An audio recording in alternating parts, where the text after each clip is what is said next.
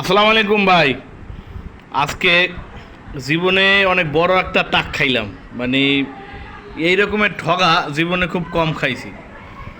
এই যে দেখুন, এত বড় একটা কাঁঠাল বাজার থেকে কিনে আনলাম কতগুলো টাকা দিয়ে, অথচ মাত্র 6টা কোষ বের হয়েছে। আমি 2টা খেয়েছি আর এখানে আর 4টা আছে, অর্থাৎ টোটাল 6টা কোষ হয়েছে। দেখুন কত বড় একটা কাঁঠাল। মানে হাতে যে সরিষার তৈল লাগাইলাম ওই তৈলের টাকাটাই আমার ফাও গেছে। আর কেনা টাকা তো যা গেছে গেছেই, ওটা তো পরের বিষয়। কিন্তু এই যে হাতে তৈল লাগাইলাম, আমি হাতে যে তৈল লাগাইলাম এইটা ভাঙার জন্য, ওই তৈলের টাকাটাও আমার উঠলো না।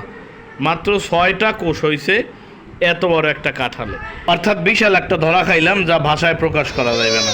এই যে দেখেন আমার বাচ্চা, সে বারবার কান্না করতেছে খাওয়ার জন্য। এখন এই 6টা কোষ বাবুরে খাওয়াবো না আমি খাবো না বাবুর মায়েরে দিব, আমি বুঝতেছি না।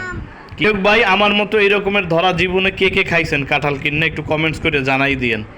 আল্লাহ হাফেজ, আসসালামু আলাইকুম।